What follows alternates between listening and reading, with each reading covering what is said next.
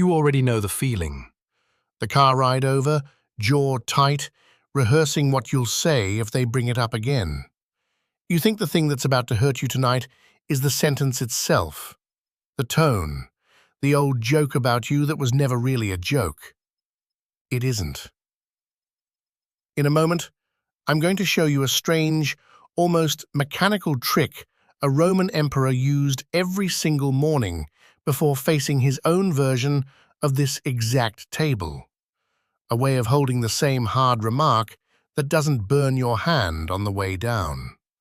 That part is coming soon, but stay for the harder question underneath it, the one people always ask about this. If you stop being wounded by them, haven't you just stopped caring?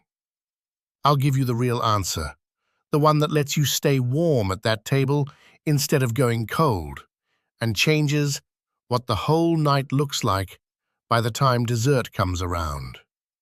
For now, picture the table. Picture the table. Same chairs, same faces, same remark you've heard 100 times before, dressed up as a new one. Your jaw tightens before the sentence even finishes. And here is the strange, almost embarrassingly simple thing Marcus Aurelius wrote to himself about every morning before he faced his own version of this table. Some things are yours. Some things never were. Your opinion, your response, what you decide this moment means, that's yours. Their tone, their history, their need to say it at all, never was, never will be. Most of what you're bracing for tonight was never actually yours to hold. That's not a technique. That's just an accurate account of the room. Here's the mechanism, and it's almost mechanical. Every hard remark has two handles like a jug. One handle is injustice. Pick it up there, and it's unbearable. It cuts your palm. You carry it burning. The other handle is relationship. This is my brother. This is my father. We grew up in the same house. Same jug, same remark, different grip. This isn't about deciding they were right. It's not reconciliation. It's just noticing that you get to choose where you put your hand. Most people at that table have only ever picked it up by the blade. Tonight, you get to try the other side. But look closer. Because the sting isn't even where you think it is. It's not the comment. It's the half-second after the comment where you silently rule on it. That was cruel. That was an attack. That was meant to wound. That ruling is yours. You wrote it. And this is not the same as pretending it didn't land. You're not going numb. You're catching the moment before the verdict hardens, the narrow window where the words are still just words and haven't yet become a story about how unloved you are. Slow down there once, and something opens up that wasn't there a second ago. Now let's be honest about the obvious objection, because skipping it would be dishonest. If you stop being wounded by them, haven't you just stopped caring? Isn't a mind that refuses to be hurt just indifference wearing a philosopher's robe? Isn't that the death of the actual relationship, the closeness, the risk, the being affected that love requires? This is the strongest version of the fear, and it deserves a real answer, not a slogan, because if this practice just turns you into stone at the table, it isn't peace. It's just a quieter kind of leaving. Here's the answer, and it's not a wall of ice. Marcus called it meekness, but true meekness, not the performed kind, not gritted teeth patience waiting to detonate later. Real, natural, unforced. And Epictetus asked what wall could possibly be stronger than a person's own settled opinions. No distance required, no coldness needed, because the security was never in the space between you. It was in what you decided to believe.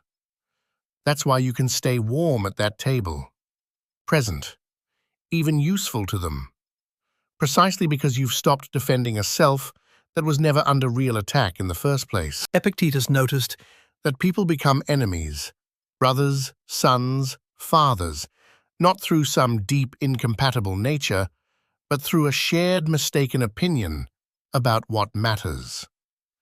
Two people at war over externals, both treating the argument as if it were their very selves. So here's something worth sitting with. I'd genuinely like to know where you land on it.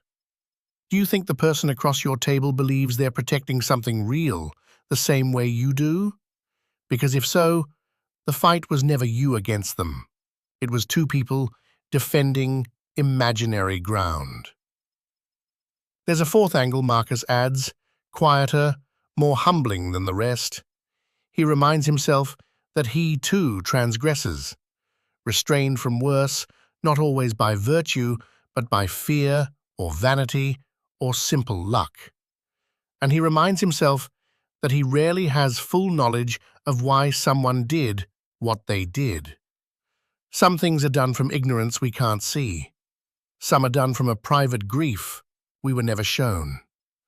This doesn't excuse cruelty. It just quietly closes off the fantasy that you'd have done perfectly in their chair with their whole life behind you. So return to the table. Nothing about it has changed. The same relative says the same thing next Thanksgiving. That's likely, and this practice never promised otherwise. No reconciliation guaranteed, no apology owed to you by the universe for showing up. But the person sitting there is no longer defending a self that remark could actually reach. They're practicing this the way Marcus practiced it, each morning before his own difficult house. The line splits, same as it did at the start. One half is the plate, the voice, the old comment. The other half is the small space behind your eyes. Only now the two halves aren't at war. They're just separate, at peace with being separate. You didn't come to this table tonight to change them.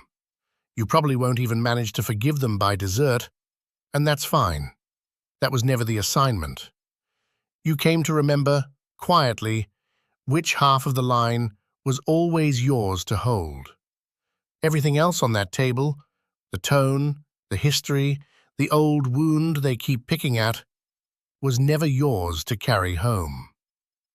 Sit with that the next time you take your seat, and if you find your own handle for it, your own way of holding the jug, I'd love to hear it below.